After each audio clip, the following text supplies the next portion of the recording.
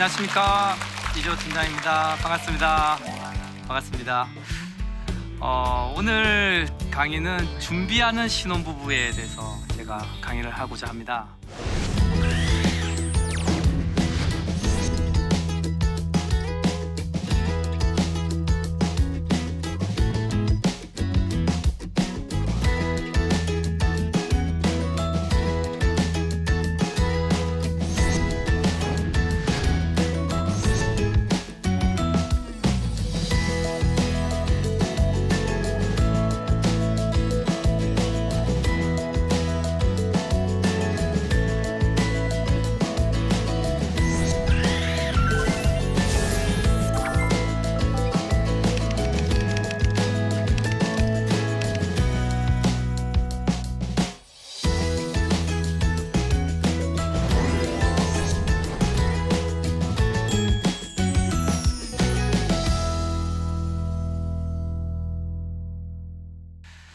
제가 두란노 결혼예비학교라는 곳에서 재테크 강의를 하고 있는데요.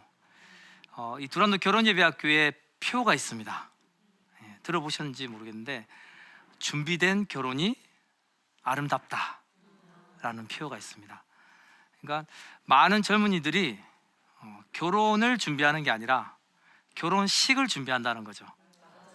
남들에게 보이기 위한 그런 또 어떤 호황찬란한 그런 결혼식을 준비하는 게 아니라 우리는 결혼을 준비해야 된다라는 의미에서 그런 표를 쓰고 있는데요. 자, 신혼부부들이 정말 내 집 마련, 그리고 나중에 은퇴, 그리고 자녀 교육 자금, 여러 가지 자금들이 이제 들어갈 거 아니에요, 그렇죠?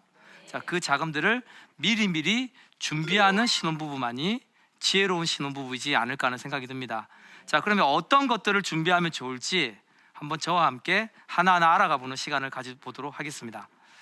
자, 저는 첫 번째로 은퇴를 준비하라라고 얘기를 합니다. 자, 그러면 많은 신혼부부들이 이런 얘기를 합니다. 이제 결혼을 해서, 그렇죠? 알콩달콩 살고 있는데 뭐 30년, 50년 뒤의 일인 은퇴를 준비하라고 얘기를 하니 이건 무슨 얘기인가, 이렇게 반문하시는 분도 계세요. 자, 그런데 성경에 이런 표현이 있습니다. 게으른 자여, 개미에게 가서 그가 하는 것을 보고 지혜를 얻으라. 개미는 두령도 없고 감독자도 없고 통치자도 없으되 먹을 것을 여름 동안에 예비하며 추수 때에 양식을 모으느니라. 잠언에 보면 개미에게 가서 배우라고 합니다. 하찮은 개미에게 가서. 개미는 여름에 열심히 일해서 나중에 겨울에 일할 수 없을 때를 준비한다는 거죠. 자, 하물며 우리 인간은 어떤가요?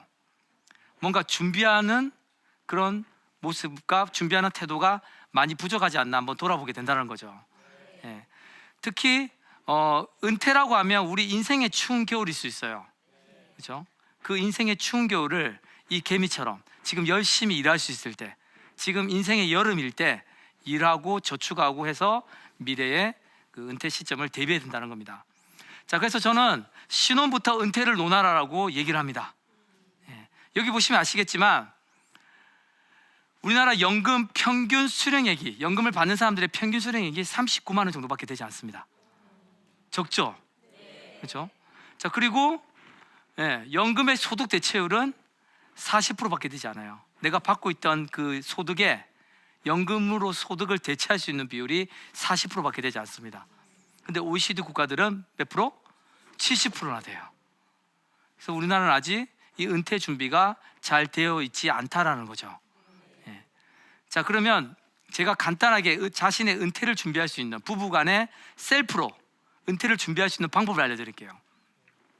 국민연금 관리공단에 들어가시면 우측 하단에 보시면 노후 준비 내 연금이라는 그러한 코너가 있습니다. 자, 여기에 들어가셔서 공인인증서로 로그인을 하신 다음에 내 연금 알아보기를 해보시면 국민연금, 개인연금, 퇴직연금, 내가 가입한 모든 시중의 연금들 있죠. 그 연금들의 정보들이 다 끌어져 와져요. 그래서 국민연금 예상연금액, 그다음에 퇴직연금, 개인연금, 예상연금액이 한눈에 볼 수 있습니다. 모든 금융회사의 정보를 다 끌어와야 되기 때문에 시간은 하루 정도 소요가 됩니다. 자, 이렇게 정보를 다 끌어와서 우리 부부가 한 달에 연금을 받는 금액이 뭐 예를 들어서 희망하는 금액이 200만 원이다. 자, 그러면 부부가 합쳐서 400일 거 아니에요. 200, 200.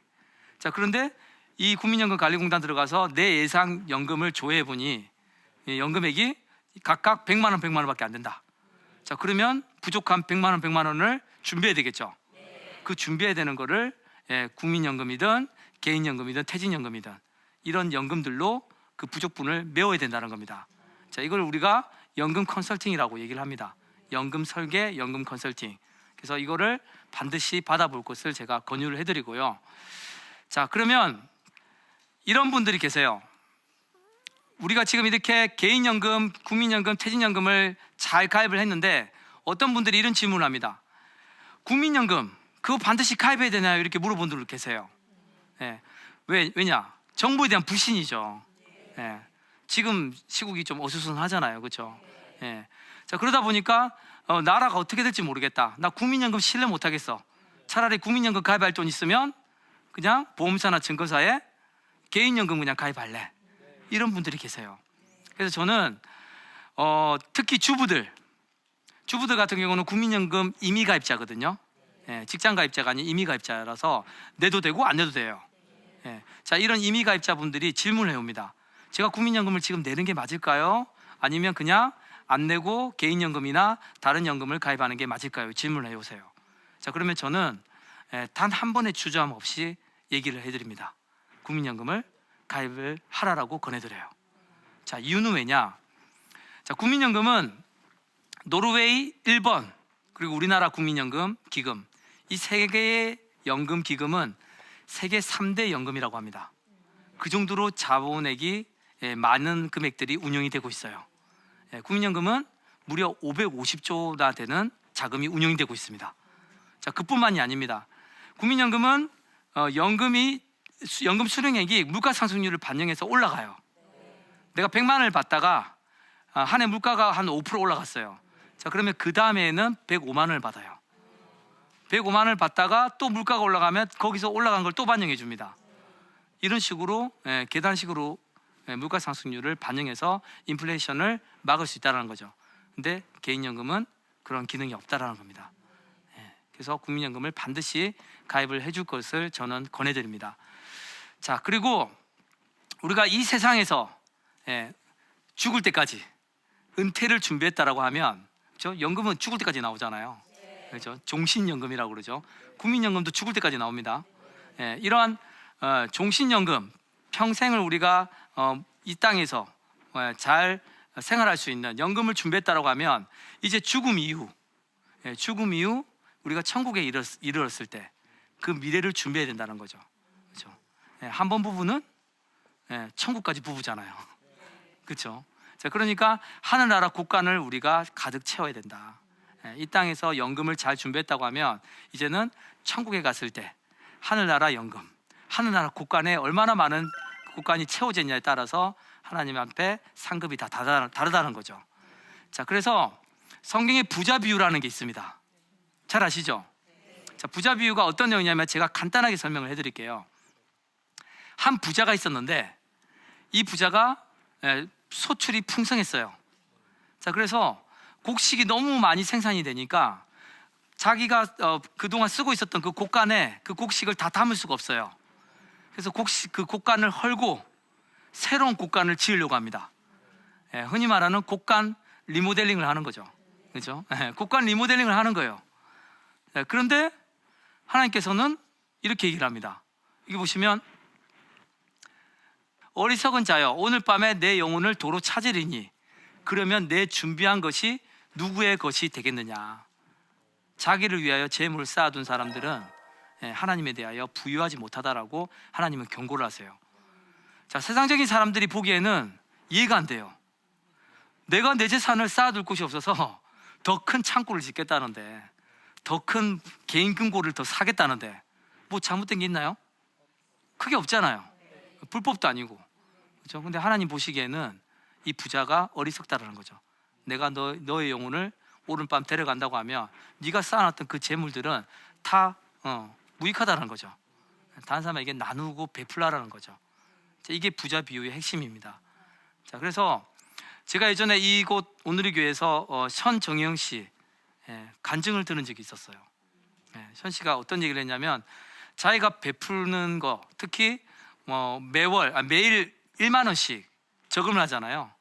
저축을 해서 그 돈이 1년이 지나면 365만 원 정도 될 거고, 이자가 한 몇만 원 붙겠죠. 자, 그러면 그 돈을 가지고 사회단체에 바퍼나 기타 사회 봉사단체에 기부를 합니다. 기부를 하고 기부하고 그냥 연예인들 사진 한 장 찍죠. 찍고 그냥 가면 될 거 아니에요. 가면 되는 게 아니라 거기서 또 하루 종일 봉사를 하죠. 바퍼주는 봉사를 하고 섬기고 옵니다. 그래서 저는 현정영 씨나 차인표 신혜래 씨 같은 이런 분들을 보면 참 도전이 많이 돼요.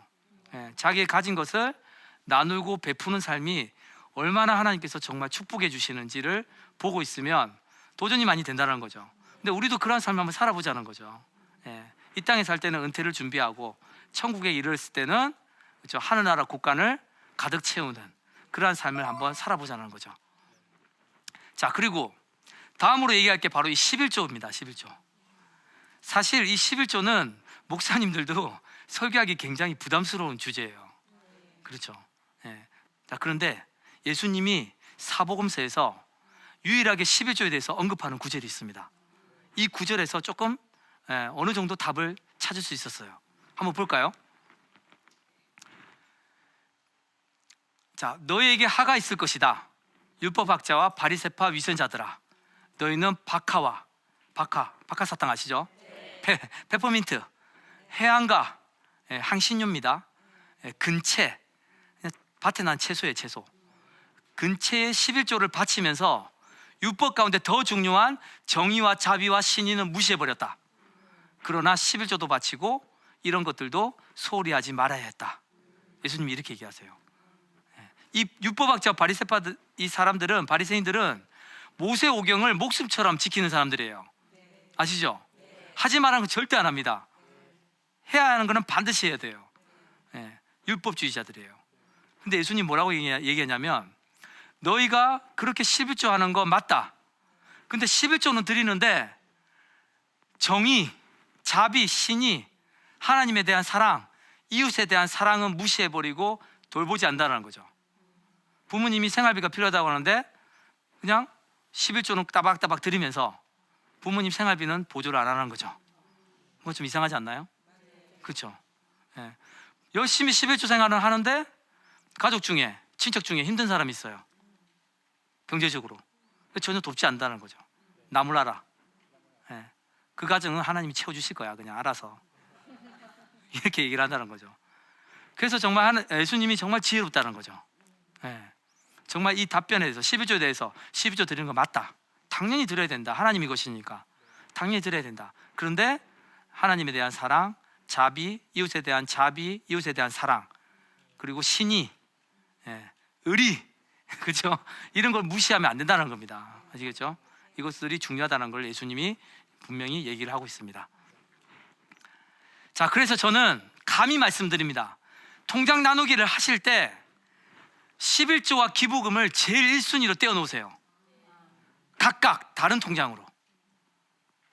11조를 기부금화 시키지 마시고, 기부금을 11조화 시키지 마시고, 두 개를 각각 다른 통장으로 해서 11조와 기부금을 반드시 1순위로 떼어놓으세요. 그리고 나서 지출, 저축, 투자, 보험 각각의 통장 나누기를 하시면 됩니다. 각각의 통장 나누기를 한 다음에 남은 돈으로 기부하겠다, 남은 돈으로 11조 내겠다, 이렇게 하면 안 된다는 거죠. 아시겠죠? 자, 이렇게 해주시면 하나님께서 더욱더 많은 재정으로 축복을 해주실 겁니다. 자, 그런데 이런 얘기를 우리 너무나도 많이 들었어요. 어릴 때부터. 하나님께 많은 것을 드리면, 우리 것을 나누고 베풀면 더 많은 것들로 하나님께서 채워주실 거야. 많이 들으셨죠? 자, 그런데 이제는 듣는 것만 그치는 게 아니라 이 간증이 우리의 간증이 되게 한번 해보자는 거죠. 우리 부부의 간증이 되게끔 한번 해보자는 거죠. 우리가 나누고 베풀고 다른 사람을 위해서 우리의 것을 나누었더니 우리 것이 없어진 것이 아니라 하나님께서 우리 곳간에 더 많은 것을 채워주셨다. 하나님께 정말 감사하다. 이 고백을 우리 부부의 간증이 되게끔 한번 도전을 해보자는 거죠. 그렇게 해주시면 될 것 같고요. 자, 그 다음에 이제 준비하는 신혼부부, 내 집 마련입니다. 보금자리. 우리 부부가 거할, 우리가 뭐 죽으면 당연히 천국 땅에 천국에서 우리가 거할 영원한 처소가 있지만 이 땅에서 거할 곳이 필요하잖아요. 그래서 이제 내 집 마련에 대해서 궁금증이 많으세요. 특히 내 집 마련을 해야 됩니까 말아야 됩니까? 전세로 사는 게 맞습니까? 안 그러면 월세로 보증금을 좀 아끼고 월세로 사는 게 맞습니까? 이런 질문을 많이 하세요. 한번 제가 질문해 볼까요? 여기서 우리 오신 분들 중에 내 집 마련은 꼭 해야 된다고 하시는 분, 꼭 해야 된다. 그렇죠. 한 절반 정도 드셨네요. 자, 내 집 마련에 대해서 나는 크게 반드시 내 집 마련이 대안이 아니다. 전세나 월세로 살아도 관계없다 하시는 분들 또 있으시잖아요. 그렇죠? 자, 이렇게 내 집 마련에 대해서 의견이 나눠져요. 그래서 제가 오늘 이 내 집 마련에 대해서 확실하게 한번 분석을 해드리도록 하겠습니다. 자, 이 그림 보이시죠? 웃기죠? 그림이. 자, 이 남편이 뭐라고 얘기를 하냐면 어떤 사람들이 자꾸 쳐다보니까 안 되게 쳐다보잖아요. 그렇죠? 아유, 저 무거운 걸 들고 폐지 줍고 폐기물 처리하고 너무 힘들어 보여요. 그래서 주변 사람들이 쳐다보니까 이 남편이 이렇게 얘기합니다. 딱 째려보면서, 사실 우리 집이 저기 보이는 저기 땡땡땡 아파트가 우리 집이요, 나 무시하지 마, 이렇게 얘기를 합니다. 그랬더니 이 덩치가 아주 큰 배우자가 이렇게 얘기를 합니다. 박스 다른 사람들 가져가기 전에 얼른 박스나 주우라고, 쓸데없는 얘기하지 말고 이렇게 얘기를 합니다. 빨리 빚 갚아야 된다고. 이렇게 얘기를 합니다. 전형적인 하우스푸의 모습이에요. 집, 아파트 한 채 있지만 실제적으로 이렇게 나가서 빚 갚기 위해서 폐지까지는 아니더라도 열심히 일을 해야 되는 그러한 현실이라는 거죠. 제가 아는 부부 중에 강북에 있는 레땡땡 아파트가 있어요. 그 아파트 24평 24평 아파트를 무려 4억을 주고 샀습니다. 제가 근데 대출을 3억을 꼈어요. 3억. 그래서 한 달에 나가는 원리금이 250만 원이 나갑니다. 원금하고 이자를 250만씩 갚아요. 근데 남편 급여가 400만 원밖에 안 돼요. 그리고 자녀는 무려 셋. 자, 그래서 물어보더라고요. 아, 너무 힘들다. 그 아내분이 물어보더라고요. 너무 힘들다. 어떻게 하면 좋냐 물어봐서 제가 단호하게 말씀드렸습니다. 집을 파시는 게 좋을 것 같다고. 집을 파시고, 집을 팔게 되면 그 차익이 남을 거 아니에요. 집을 팔아서 대출금을 갚고 전세로 옮기게 되면 차익이 남잖아요. 그 차익으로 전세집을 얻어서, 그렇죠? 두 사람이 그러니까 어떻게 됐냐면 집을 팔고 대출을 갚으니까 한 1억 5천 정도가 남았어요. 그럼 1억 5천을 가지고 전세자금 대출 6천 정도 받아서 2억 천에 33평 빌라로 이사를 했습니다. 24평 아파트에서 33평 빌라로, 자기 집에서 전세로 이렇게 이사를 하고 나니까 두 사람이 너무 행복한 거예요. 한 달에 나가야 될 250만 원에 대한 기회비용 아꼈죠. 그 돈으로 저축하고 투자하면 되죠. 그래서 내 집 마련이 꼭 대안은 아니라는 겁니다. 그래서 제가 몇 가지 노하우를 알려드릴게요. 첫 번째는 그냥 일단 전월세로 시작하세요. 허영심 때문에 남이 사니까 대출 깨고 내 집을 무리하게 살 필요 없습니다. 전세나 월세로 시작하면 됩니다. 두 사람이 얼마나 미혼일 때 돈을 많이 모았냐에 따라서, 종잣돈이 얼마냐에 따라서 전세로 하든 보증금을 조금 하고 월세로 하든 이거는 결정하시면 돼요. 그 다음에 부동산 공부를 필수적으로 해야 됩니다. 부동산은 특히 투자 상품 중에서 가장 여러 가지가 얽혀 있어요. 그리고 거래 금액이 크죠. 자, 그러다 보니까 가정 경제에 미칠 영향이 굉장히 크다는 겁니다. 펀드 하나 잘못 가입하고 적금 하나 잘못 가입한 거랑 비교가 안 된다는 거죠. 자, 그래서 부동산 공부를 충분히 하실 게 중요하다는 거고, 그 다음에 청약통장입니다. 청약통장은 내 집 마련을 하든 안 하든 반드시 가입해야 될 필수 통장이에요. 자, 근데 부부가 청약통장이 2개가 있는 분들이 있어요. 한 분, 청약저축이 2개 있는 분들은 오래되고 적립금이 많이 된 거, 가입 기간이 오래되고 적립금이 많은 거를 놔두고 최근에 가입한 거를 해지하면 됩니다. 아시겠죠? 근데 종류가 다른 게 있어요. 한 사람은 청약저축, 한 사람은 청약저축 종합통장, 이렇게 두 가지 종류가 다른 게 있다라고 하면 둘 다 가져가세요. 다 가져가시면서 나중에 청약저축은 공영아파트, 그렇죠? 국공용 아파트, 청약저축 종합통장은 민영 아파트까지 다 할 수 있으니까 그래서 두 가지를 다 같이 가져가시면 된다는 겁니다. 자, 그리고 보금자리 주택, 국민임대주택은 신혼부부들을 위한 어떤 특혜예요. 보금자리 주택은 어떤 뭐 동탄 신도시에서 1000세대를 분양한다 이러면 신혼부부들만 위해서 물량을 따로 뗍니다. 한 300세대는 신혼부부들, 너희들만의 리그야. 너희들이 청약 가점제 점수 높은 사람들 당첨하게 해줄게, 이겁니다. 그래서 신혼부부들, 장애인들, 뭐 세터민들 이런 분들만을 위한 특혜가 보금자리 주택이고요. 매매가보다 한 70% 저렴하게 들어갑니다. 30% 세이브돼서 70% 가격으로 들어갈 수 있어요. 그리고 국민임대주택은 임대잖아요. 내 집을 보금자리 주택처럼 사는 게 아니라 임대주택이기 때문에 이거는 보증금을 어느 정도 조금 내고 월세를 내면서 아파트를, 그렇죠? 마치 내 집처럼 살 수 있다는 겁니다. 이게 국민임대주택이에요. 그럼 처음에는 국민임대주택이 좋겠죠? 신혼부부가 처음에는. 근데 나중에 아이가 태어나고 어떤 경제적 여건이 좀 나아진다고 하면 보금자리 주택도 한번 노려볼 만 하겠죠. 내 집 마련은 이런 식으로 준비를 하시면 될 것 같습니다. 자, 그리고 마지막으로 한 달에 한 번씩 머니데이를 만들라고 저는 권유를 해드립니다. 머니데이가 뭐냐면, 아까 제가 가정 경제를 담당할 수 있는, 관리를 담당할 수 있는 한 명을 지정하라고 했죠. 자, 그 한 명을 지정을 해서 그 사람이 한 달 동안 가계부를 씁니다. 지출이 얼마고 저축을 얼마 했고 적립금이 얼마 됐고, 자, 이런 것들을 다 정리를 해옵니다.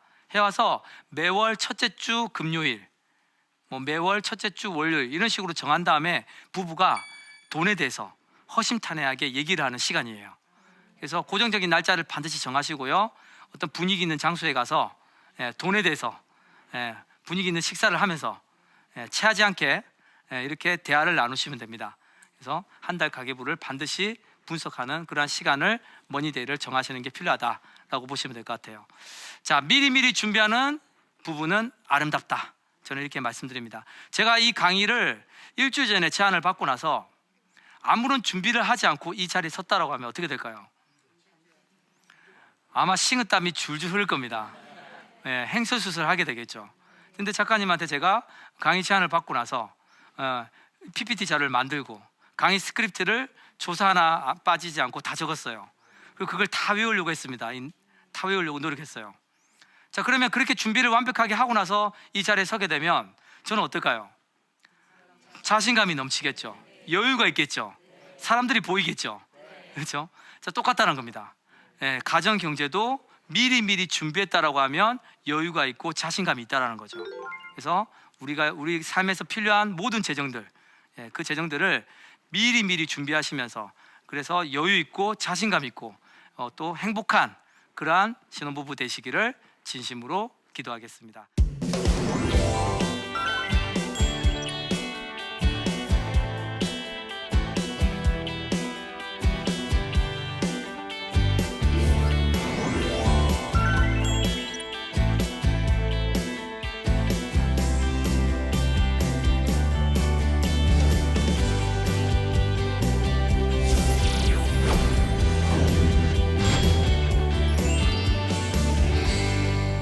네, 강의를 듣고 나서 몇 분이 질문해 주셨어요. 그래서 이 시간은 그 질문에 대한 질의응답 시간을 좀 가져보도록 하겠습니다. 첫 번째 질문입니다. 얼마 전에 내 집 마련을 했는데 매달 대출금을 갚다 보니 노후 준비는 엄두도 나지 않습니다. 이런 상황에선 어떻게 해야 할까요? 대부분의 부부들이 고민하는 부분이지 않을까 하는 생각이 듭니다. 특히 하우스푸어, 그렇죠? 집만 그냥 덜컥 있고 그 대출금을 갚느라고 아무런 저축, 투자, 은퇴 준비 못하고 있는 경우죠. 자, 이러한 경우는 저는 과감하게 다운사이징을 하라고 합니다. 집 평수를 줄이든, 안 그러면 집을 팔아서 대출금을 갚고 그 차액으로 전세나 월세로 옮기든, 그렇죠? 자, 그런 식으로 하면 자금의 여유가 생기겠죠. 자, 그 자금의 여유가 생긴 것으로 저축이나 투자나 은퇴 준비를 하면 됩니다. 자, 그런데 그게 아니라 내 집 마련을 하고 나서 그 집을 팔거나 할 수 없는 상황이 있는 분들도 있겠죠. 뭐 부모님을 모시고 있다든지, 그렇죠? 여러 이유가 있어서 내 집 마련을 무리하게 했지만 이 집을 팔 수 없는 상황이 있다 하시는 분들은 매월 최소한의 금액이라도 좋습니다. 최소한의 금액. 연금 같은 경우는 한 10만 원 정도면 가입이 되고요. 국민연금은 한 7만 6천 원 정도 되면 최소 가입 금액으로 할 수 있거든요. 그러니까 최소로라도 먼저 시작을 하라는 겁니다. 시작을 하고 나서 나중에 대출금이 갚아져 나가면 내 원금도 점점 줄어들겠죠. 자, 그렇게 되면서 돈에 여유가 생기면, 원리금 균등상한에 여유가 생기면 그때 은퇴 자금으로 준비했던 최소 가입 금액으로 준비했던 금액을 늘릴 수 있겠죠. 그렇죠. 국민연금 같은 경우는 금액을 늘리면 되고요. 개인연금 같은 경우는 추가 납입을 활용해 주면 됩니다. 자, 그런 식으로 해서 은퇴 준비를 하는 게 중요하다. 그래서 빚 갚느라고 저축이나 투자를 아예 못하는 거는 어리석은 짓이라는 겁니다. 왜냐하면 복리의 효과 때문에 그래요. 아시죠? 시간에 우리는 투자를 해야 되기 때문에 하루라도 빨리 은퇴 준비를 하는 게 중요하다는 겁니다. 답변이 되셨나요? 네. 다음 질문입니다. 재테크를 해야겠다 생각하고 나니 모든 것이 돈으로 생각되고 제 생각이나 활동이 자유롭지가 않습니다.